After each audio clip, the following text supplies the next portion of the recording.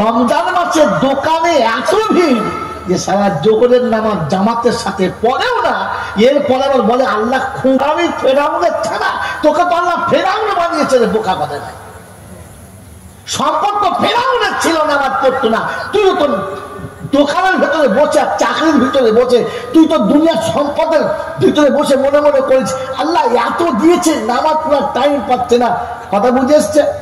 ওর একবার মনে হয় নাই যে দোকান আমাকে নামাজ ছাড়া করেছে, যে ব্যবসা আমাকে নামাজ ছাড়া করেছে, যে ব্যবসা আমাকে খোদা থেকে সরিয়ে দিয়েছে, এটা আমার জন্য অভিশাপ ছাড়া কিচ্ছু না।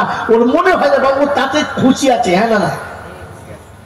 তার মানে আপনি দুনিয়া বুঝেছেন, আখিরাত বুঝতে পারলেন? যদি বলেন এজন্য লাইফ ইন্স্যুরেন্স টাকা দিতে কষ্ট হয় না, কিন্তু যাকাতের টাকা দিতে কষ্ট হয়। হ্যাঁ না? ইন্স্যুরেন্সের টাকা হিসাব করে দেয়, 1 টাকা কম দেয় না। আর পশ্চিম বাংলার কথা আমি চ্যালেঞ্জ করে বলছি, 100টার মধ্যে 99 জন মানুষ যারা যাকাত দেয় হিসাব করে দেয় না।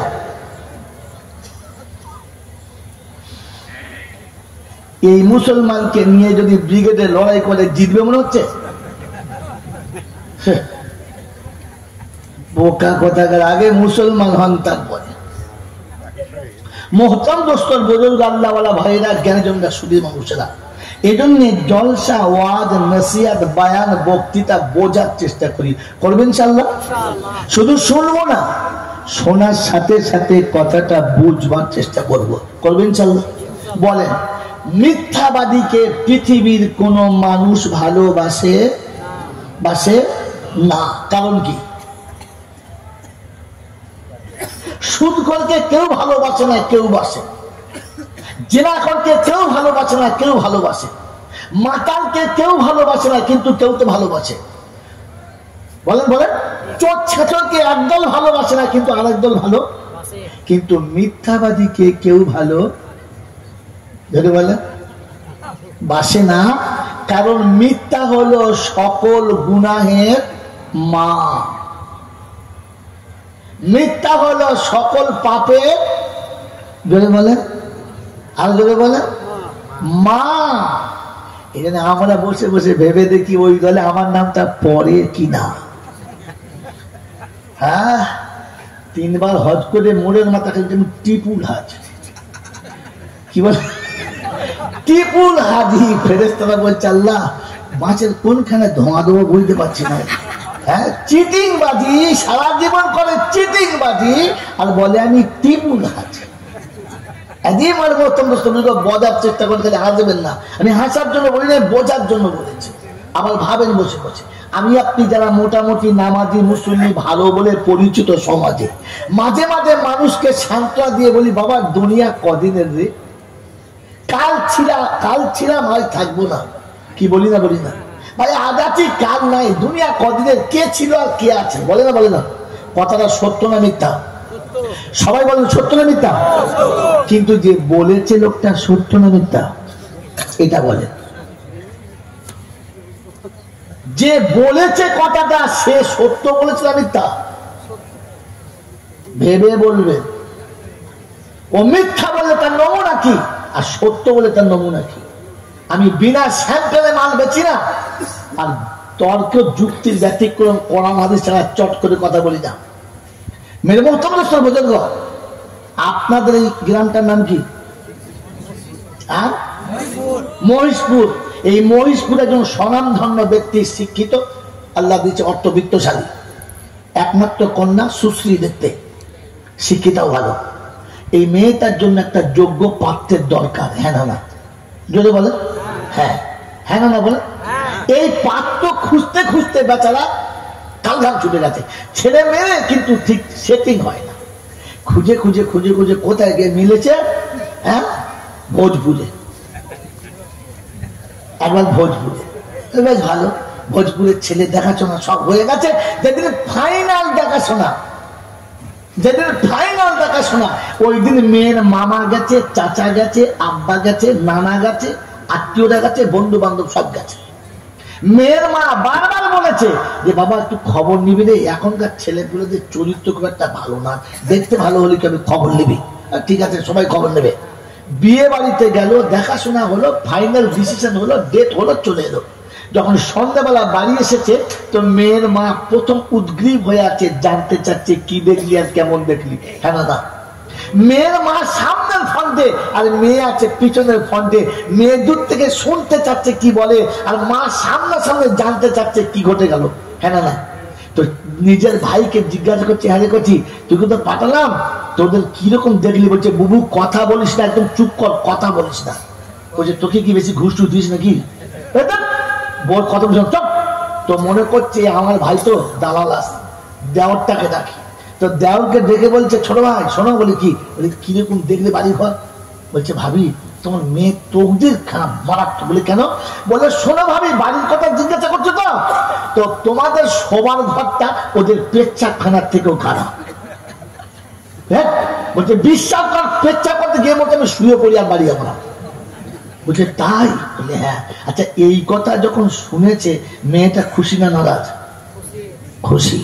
বলে তা ওর স্বামীকে জিজ্ঞাসা, হ্যাঁ বলতা তুই বিয়াই হবে, লোকটা কিরকম? তখন পাশে থেকে ওর ভাই বলছে ও বাবু শোন, দুলা ভাইকে তো মহেশপুরের লোকেরা চেনে না, আর তোর যে বিয়াই হবে না গোটা পশ্চিম বাংলার লোকে চেনেন নিধনি না, তোর 14 গোষ্ঠীর ভাগ্য হলো তোর বিয়াই হবে, তুই চুপ কর, কথা বলি না। এই খবর যখন শুনছে মেয়ে কি ফুলছে না ফুলছে না? বলবে। তারপরে তার শক্ত হলো বলো যে ছেলে কেমন? বলছে শোন ইকোনমিক্সের প্রফেসর, সপ্তাহের ইঞ্জিনিয়ার, ইংরেজিতে 3 বার এমএ করেছে। তাই নাকি? বলে হ্যাঁ। তোর মেয়ে তো বিয়ে ফেল করছে, চুপ কর, কথা বল। এই সমস্ত ঘটনা শুনে, এরকম ব্যবহার শুনে মেয়েটির বুকটা সান্ত্বনায় ভরে যাবে না? যাবে না? বিয়ের ডেটে বিয়ে হলো, সরকারি রেজিস্টার দিল, বিয়ে শাদী ক্লিয়ার হয়ে গেল। সব ক্লিয়ার হয়ে যাবার পরে ছেলের বাপ মেয়ের বাপের হাত ধরে বলছে বিয়াই বাড়ির পজিশন একটু অসুবিধা, তাই মেয়েটাকে 2 মাস পরে নিয়ে যাব, অলিমাটা 2 মাস পরে করব, এই 2 মাস বৌমাটাকে তোমার কাছে আমানত রেখে দাও। বলে ভাই আচ্ছা ঠিক আছে। বলে ভাই শুনুন, আপনি নিরাপদ আমি নিরাপদ, আপনি নিশ্চিন্ত আমি নিশ্চিন্ত, আর চিন্তা নাই, 2 মাস পরে ঝামেলা ক্লিয়ার করব। এই 2 মাস যে পেল, মেয়েটির বিবাহের পরে আর কোনো বাঁধন মানবে না। মামার বাড়ি, খালার বাড়ি, ফুপুর বাড়ি, বান্ধবীর বাড়ি যার ঘরে ঘুরেছে। 2 মাসে শরীরও ডেভেলপমেন্ট হয়েছে, আর চেহারায় লাবণ্য বেড়েছে, শরীর স্বাস্থ্য ভালো হয়েছে, দেখতে শুনতে আরো টকবকে হয়েছে। হঠাৎ সন্ধ্যাবেলা ফোন এসেছে, ঝড় করে আওয়াজ, ছুটে গিয়ে ধরেছে, হ্যালো। তো ওপার থেকে বলছে মা ফাতেমা বলছিস? তো বুঝতে পারছে আমার শাশুড়ি ধরেছে। হ্যাঁ মা, কেমন আছিস মা? বলে খুব ভালো। বলছে ঈদের সময় যে জামাটা দিয়েছিলাম কিরকম লাগলো বললেন? বলছে দারুণ গো মা, দারুণ জামা। বলছে মা অনেকদিন তোকে দেখি নাই, মনটা খারাপ করছে, তাই আর দেরি করা যাবে না, সামনে শুক্রবার দিন সকালবেলা তোমার শ্বশুর যাবে আনতে, তোমার আব্বা মাকে বলে দিও। ও ছুটে গিয়ে আব্বাকে মাকে বলেছে মা আমার শ্বশুর শুক্রবারে আসবে নিতে, আর আমাকে নিয়ে চলে যাবে। এই খবরটা আব্বা মাকে যখন দিয়েছে, বলো ওরা বুড়ো বুড়ি খুশি না নারাজ?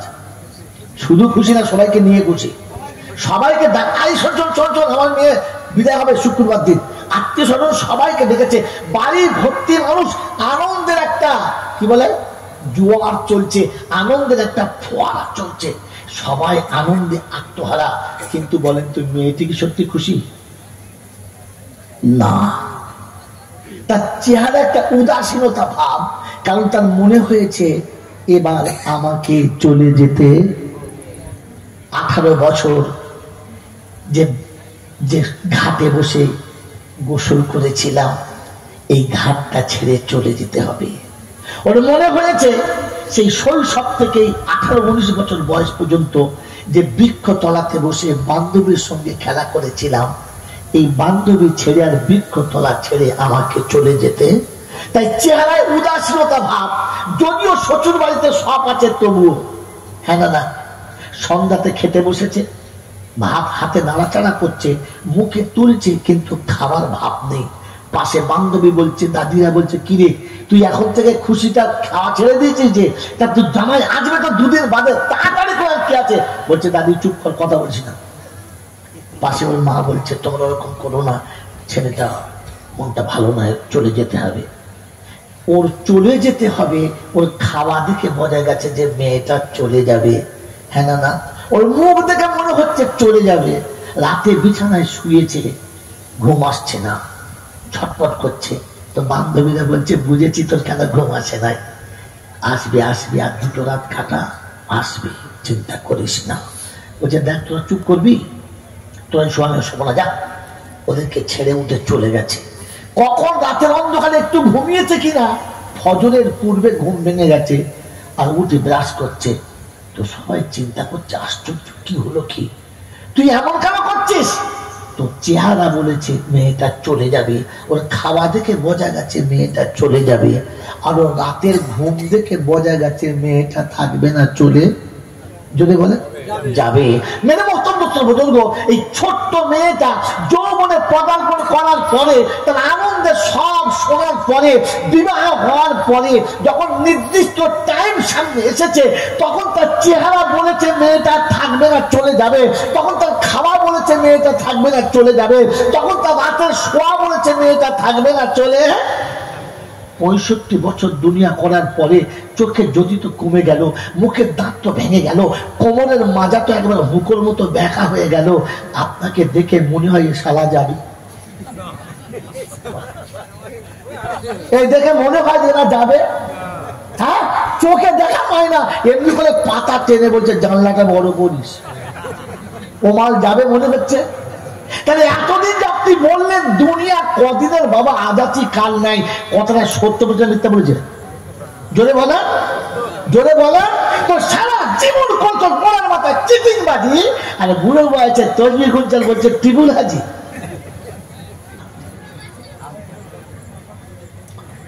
আল্লাহ পাকের লাখ শুকর,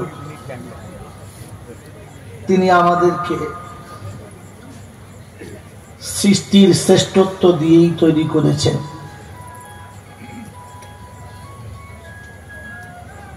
নিরাপদে, নিশ্চিন্তে, সুস্থ শরীরে দীর্ঘদিন উপবাস থাকার পর ঈদের আনন্দ উপভোগ করে ঈদ আলিঙ্গনে একে অপরের হৃদয় শীতল করে ভালোবাসার মানুষকে ত্যাগ করে ফেরেশতাদের সাথে জান্নাতের বাগানে অল্প সময় কাটানোর সুযোগ দিলেন। আমি আপনি সুযোগটাকে সৎ ব্যবহার করতে পারলাম, এজন্য মুক্ত কণ্ঠে কৃতজ্ঞতা স্বীকার করে বলি আলহামদুলিল্লাহ। সত্যি প্রশংসার একমাত্র মালিক হলো আল্লাহ। মেরে মোহতরম দোস্তর বুজুর্গ, আমার পূর্বে স্নেহের স্নেহভাজন সন্তান সমান আমাদেরই ছাত্র হযরত মাওলানা আব্দুল্লাহ জুবায়েরের কাছে কোরআনের অনেক কথা শুনলেন।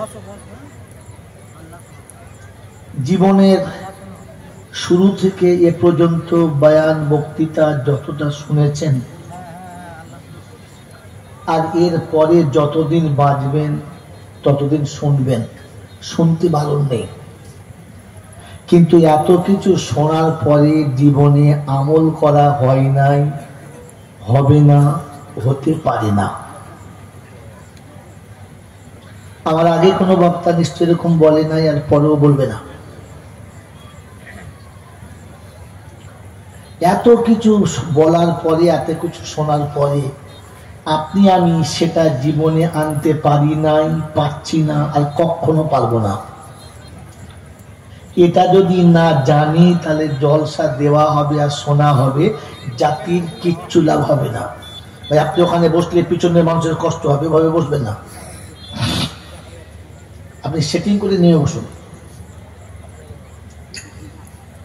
মেরে মোহতরম দোস্তর বুজুর্গ, আল্লাহওয়ালা ভাইরা, জ্ঞানীজনরা, সুধী মানুষেরা, সেজন্য প্রথম একটা কথা আপনাদের বলে রাখছি, কথাটা মনে রেখে দেন।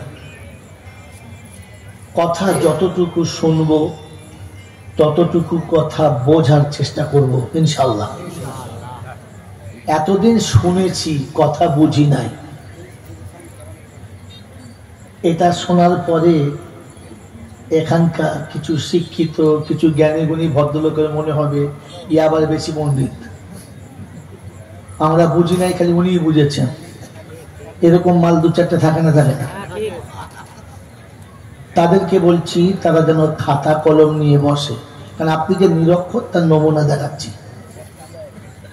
অনেক মানুষ দেখবেন বলে আমরা নামাজ না পড়তে পারি, ইমান ঠিক আছে, এরা না বলে। তাদের উত্তর আমার কাছে হলো যে তোর মায়ের বিয়ে হয়নি, তোর জন্মের ঠিক আছে। বিয়ে হয়নি বা জন্মের ঠিক আছে, পাদালে হোক পালুর তলায় হোক, হয়েছে তো। কি বুঝলেন? যারা বলে নামাজ না পড়তে পারি, ইমান ঠিক আছে, তাদের জন্ম হিস্ট্রি কিরকম? ওদের মায়ের বিয়ে হয় নাই, ওর জন্মের যদি বলে ওই মালটা যেমন এই মালটা তেমন। আমি আগে বলেছি, এর আগে কেউ বলে নাই, পরে বলবে না। মেরে মোহতরম দোস্তর বুজুর্গ, এই জন্য কোনো কথা এমন বলবেন না যে যেটা বলার পরে যেটুকু ইমান আছে হয়তো সেটুকুও থাকবে না। কথা মনে থাকবেন চল না, এই জন্য ঠান্ডা মাথায় শুনবেন। লেখাপড়া অনেক শিখেছেন, আমার সন্তান শোনাচ্ছিল আপনাদের লেখাপড়া শেখো, বিদ্যা শেখো। বিদ্যার মাপকাঠিটা প্রথম বলে দিও, তোমার ছাত্র ছেলে মানুষ যেটা বুঝেছে বলেছে, খারাপ বলে নাই, কিন্তু ওর আরেকটু ভাঁজ আছে, ভাঁজটা আমি খুলে দিচ্ছি। যারা MA পাস করেছেন, লজিক নিয়ে পড়েছেন, যারা ল পড়েছেন, যাদের বিদ্যার মোটামুটি একটু গরম আছে, যে আমরা কিছু বুঝি। ভাই আপনাদের এখানে কোনো মৌলানা নাই? স্ত্রীতে কোনো আলেম নেই? একটাও নেই? মানুষের সামনে আছে,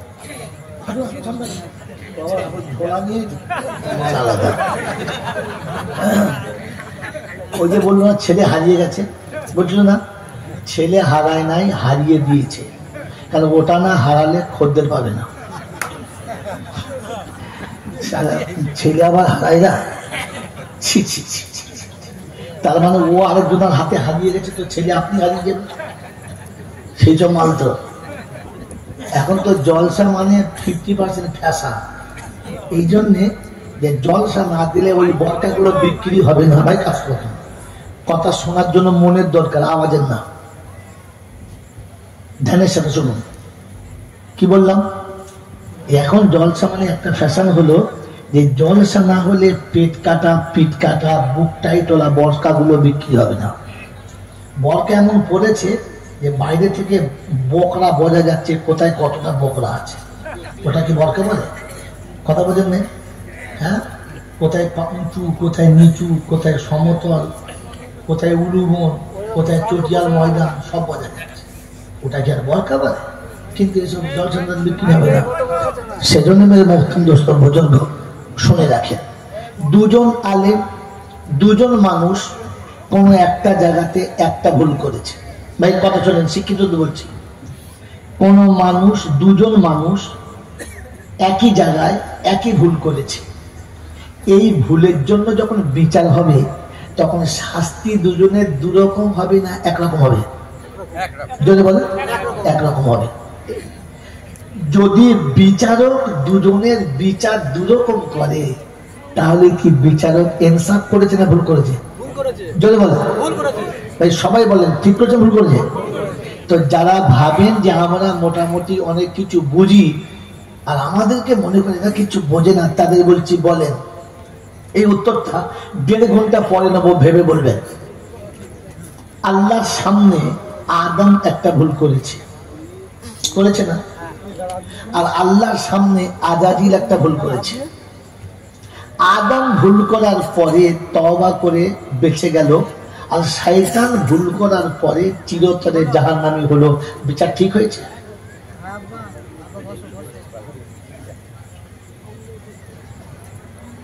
যেমন বন্ধ করেন, হ্যাঁ না বলুন। হ্যাঁ বললেও আপনার ভুল, না বললেও আপনার ভুল। ঠিক হয়েছে? বলে বলে একজনের জন্য চিরতরে জাহান্নাম হলো, আর একজনের তরে কি তওবার সুযোগ দেওয়া হলো। এটা ঠিক হলো? মেরে মোহতরম দোস্তর বুজুর্গ, কোন লজিকে? ওটা জানার জন্য আজকে জলসা, এটা মাথায় রাখেন। 1 ঘন্টা পরে আবার জিজ্ঞাসা করবো। মেরে মোহতরম দোস্তর বুজুর্গ, আল্লাহওয়ালা ভাইরা, এই জন্য আপনাকে শোনাচ্ছি, জলসা বোঝার চেষ্টা করেন। কারণ শুনে যাওয়া জিনিস ভুলে যাওয়া সম্ভব, শুনে যাওয়া জিনিস ভুলে যাওয়া সম্ভব, আমল করা অসম্ভব। বুঝে যাওয়া জিনিস ভুলে যাওয়া অসম্ভব, আমল করা সম্ভব। কথা বুঝে এসছে? যদি বলেন নমুনা, তো প্রথমে চ্যাপ্টার নেন, বায়ান পরে শোনেন।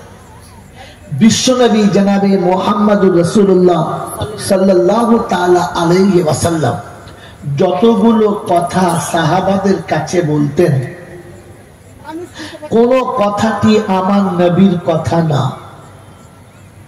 আল্লাহর নবী যতগুলো কথা সাহাবীদের কাছে বলতেন, একটিও কথা আমার নবীর নিজের কথা না। সব কথাগুলো রবের কাছ থেকে নিতেন আর সাহাবীদের কাছে বলতেন। সাক্ষীকে কোরআন। এজন্য আল্লাহ পাক শুনিয়েছেন, মাম্মা ইয়ান্তিকু আনিল হাওয়া ইন হুয়া ইল্লা ওয়াহিয়ুন ইউহা। আমার রাসূল কিচ্ছু বলে না, আমি যেটা বলতে বলি সেটা বলে। তাহলে নবী যতগুলো কথা বলতেন নবীর নিজের না, রবের কাছ থেকে নিয়ে উম্মতের কাছে বলতেন। আলেমের দিন যে কথাগুলো মেম্বরে বসে বলে, কথাগুলো আলেমদের না। আলেমরা যে কথাগুলো বলেন, কথাগুলো আলেমদের নিজেদের না। সব কথাগুলো কোরআন হাদিস থেকে নিয়ে বলেন। আলেমরা কোরআন হাদিস থেকে নিয়ে বলেন, নবী আল্লাহর কাছ থেকে নিয়ে বলতেন। দুটো এক জিনিস, হ্যাঁ না? তিনি রবের সঙ্গে সম্পর্ক রেখেছেন, রব থেকে নিয়েছেন, আর এরা রবের কালাম থেকে নিয়েছে। কিন্তু দুর্ভাগ্য এই জায়গাতে, নবীর প্রতিটি কথা সাহাবীরা বুঝতেন, সাহাবী বুঝতেন। তাই যুবক সাহাবী যৌবনকালে বাসর রাতে বিবি রেখে সকালে উঠে যুদ্ধে চলে যেতেন। নবীর কথা সাহাবী বুঝতেন, তাই যৌবনকালে বাসর রাতে বিবি রেখে সকালে যুদ্ধে চলে যেতেন, কারণ কথা বুঝতেন। আর আমরা সারা জীবন জলসা শুনে ওলামাদের কথা বুঝি না, তাই বুড়ো বয়সে বউ জড়িয়ে শুয়ে থাকি ফজরের নামাজ। আপনি যে মাল বোঝেন না, এবারে বুঝে এসেছে। মেরে মোহতরম দোস্ত, আরেকটা নমুনা। আল্লাহর নবী সাল্লাল্লাহু আলাইহি ওয়াসাল্লাম বলেছেন, আল্লাহ বলেছেন, সমস্ত দুনিয়াটা হলো ধোঁকার বস্তু, সমস্ত পৃথিবী হলো ধোঁকার বস্তু। ফালা তাগুররান্নাকুমুল হায়াতুদ দুনিয়া ওয়ালা ইয়াগুররান্নাকুম বিল্লাহিল গারুর। 21 পারা সূরা লোকমানের লাস্ট আয়াতের উপরে আল্লাহ পাক বলেন, পৃথিবী যেন কোনো সময় তোমাকে ধোঁকাতে ফেলে না দেয়, আর তুমি যেন ধোঁকার বস্তু হয়ে না চলে যাও। এই কথাটি সাহাবীরা বুঝেছেন, আমরা বুঝি নাই। নমুনা কি? আল্লাহর নবীর সাহাবী চাষি ছিলেন, চাষ করতে গেছেন, মাঠে চাষের ক্ষেতে আযান হয়ে যাচ্ছে, নামাজের টাইম নিয়ে বেঁধেছে। বাগানে এতটা আঙুরের গাছ এত সুন্দর হয়েছে যে উপর থেকে সূর্যের আলো নিচে আসতে পারে না। আঙুর এত হয়েছে যে মনে হচ্ছে যেন কিচ্ছু যেতে পাবে না। নামাজের নিয়ত করে দাঁড়িয়েছে, একটা ছোট্ট পাখি ভিতরে ঢুকে খানা খেয়ে তার মুখে আদার নিয়ে বাচ্চাকে দেবে, যেতে চাচ্ছে, কিন্তু বাগানের গাছ এত ঘন আর ফল এত বেশি যে বাগানের ভিতর থেকে পাখিটি বার হতে পারছে না। সাহাবীদের নজরে যখন এটা পড়েছে আর নামাজের মধ্যে খালাল এসেছে, হাই কত সুন্দর ফল আটকে গেছে। এই নামাজ শেষ করার পরে সাহাবী উঠে সোজা রাসূলের দরবারে এসে বলেছেন, ইয়া রাসূলুল্লাহ, ইয়া হাবিবাল্লাহ, ওই যে সুন্দর আঙ্গুরের বাগানটা, ওটা আমি লিল্লাহ সাদকা করে দিলাম। ভালো কথা। জিজ্ঞাসা করছেন কারণটা কি? এক মিনিট দাঁড়ান, কারণটা কি? তো বললেন, ইয়া রাসূলুল্লাহ, ইয়া হাবিবাল্লাহ, যেই বাগান আমার নামাজে বাধা হয়, যেই ফসল আমার নামাজে হালাল হয়, ওই বাগান আমার জন্য অভিশাপ ছাড়ার কিচ্ছু নয়। তাই এই বাগানটা আমি লিল্লাহ সাদকা করে দিলাম, কারণ আল্লাহকে মনে হবে আর বাধা থাকবে না। আমার আপনার নমুনা